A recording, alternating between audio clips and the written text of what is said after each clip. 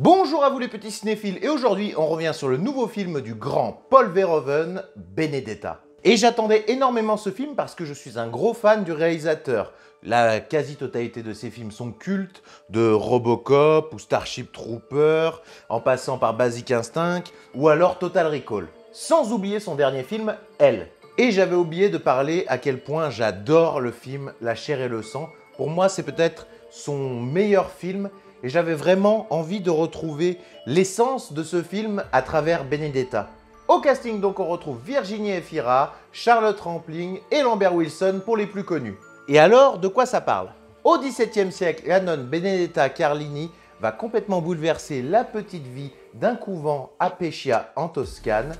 Est-elle une vraie sainte ou alors une usurpatrice? Et alors, la première chose qu'on peut dire en voyant ce film, c'est que Verhoeven aime toujours autant la provoque.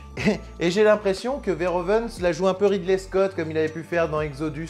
J'ai l'impression qu'il se pose pas mal de questions sur la spiritualité.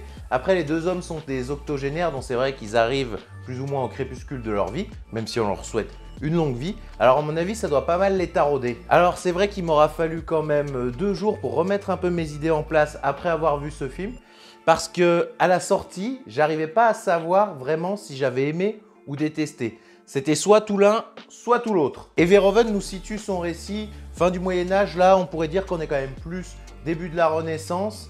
C'est une époque rude, violente et complètement dominée par le clergé. Et tout est sujet à interprétation divine. Phénomènes naturels, maladies, et notamment par rapport à l'épidémie de peste noire que Verhoeven avait pas mal déjà évoqué dans son film La chair et le sang. Et au début du film, j'ai été vachement surpris. Alors sans égaler un Jean-Jacques Hano dans le film Le nom de la rose, je me suis surpris à retrouver justement cette ambiance vieux château, sombre, froid, et qu'il y a quand même quelque chose d'inquiétant dans le fond. La reconstitution est plutôt bien faite. La réalisation est bien soignée, des belles lumières, des beaux décors, des beaux costumes, enfin en tout cas, c'est plutôt bien. Et dans les thématiques, Verhoeven s'en donne à cœur joie de critiquer tout un fonctionnement du clergé. On y découvre des gens ambitieux, arrogants, menteurs, prêts à tout pour s'élever plus haut. Et c'est quand il pense, quand tu voulais entrer dans un couvent pour devenir nonne et servir Dieu, il fallait payer.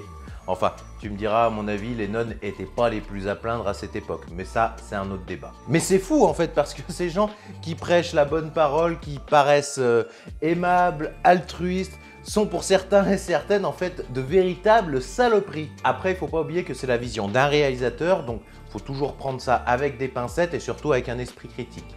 Je pense qu'il se base sur des faits historiques, vu que le film est en partie inspiré de faits réels. Mais bon, après, on peut toujours romancer et modifier certaines visions de la réalité. Dans ce film aussi, on s'interroge beaucoup sur le désir de deux femmes. Des désirs refoulés qui vont exploser à un moment donné. Au début, je trouvais Verhoeven assez calme, mais le film a son lot de scènes sulfureuses dont Verhoeven a le secret, où les femmes laissent libre cours à leurs désirs et à leur sexualité. Et c'est vrai qu'à l'époque, le désir entre deux femmes était jugé malsain, voire même impossible. C'est certains personnages du film qui disent « mais un rapport sexuel entre deux femmes, ça n'est pas possible ». Donc voilà. Et c'est à ce moment justement qu'on se rend compte de l'ambivalence du personnage de Benedetta. Elle est tellement convaincue d'être une élue de Dieu qu'elle justifie chacune de ses actions et chacun de ses péchés par « c'est la volonté de Dieu ». Longtemps, j'ai cru que Verhoeven voulait nous montrer Benedetta comme une grosse schizophrène, notamment dans les scènes où Dieu parle à travers elle. Mais c'est vrai que Verhoeven maintient pas mal le suspense là-dessus. Benedetta est-elle une vraie sainte, une folle furieuse ou alors une usurpatrice ambitieuse?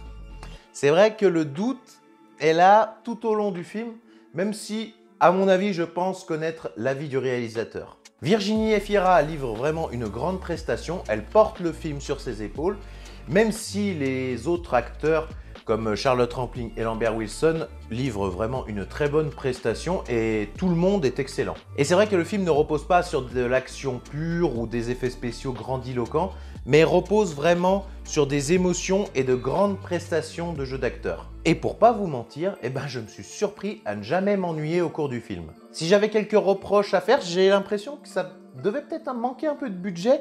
J'ai l'impression, notamment dans les scènes de fin, tout ça, j'ai trouvé ça assez vide. En fait, j'ai l'impression qu'il n'y avait pas beaucoup de figurants. Alors peut-être que justement, il n'y avait pas énormément de budget pour en payer.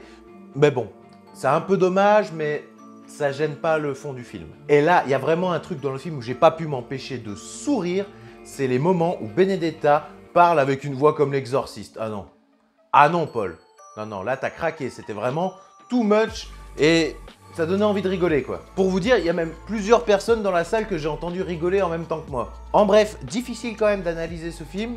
Je pense que mon avis va évoluer avec le temps. Je peux dire que j'ai beaucoup apprécié, même si ça n'égale pas le grand La chair et le sang. De toute façon, Verhoeven est un roublard, il adore choquer. Il doit être bien content justement que son film fasse parler et divise. Par contre, j'ai un conseil. C'est vrai que si vous n'êtes pas à l'aise avec les histoires religieuses, la foi, le Christ et tout ça, n'allez pas voir ce film parce que justement, vous n'allez pas vous y retrouver et vous allez vous faire chier. Par contre, si ce genre d'histoire ne vous dérange pas, si vous aimez le réalisateur, les scènes sulfureuses, Virginie Efira, eh ben, je vous conseille quand même d'aller voir ce film, je pense que vous pourrez passer un bon moment. En tout cas, quand vous l'aurez vu, n'hésitez pas à me laisser un commentaire pour me dire ce que vous en avez pensé.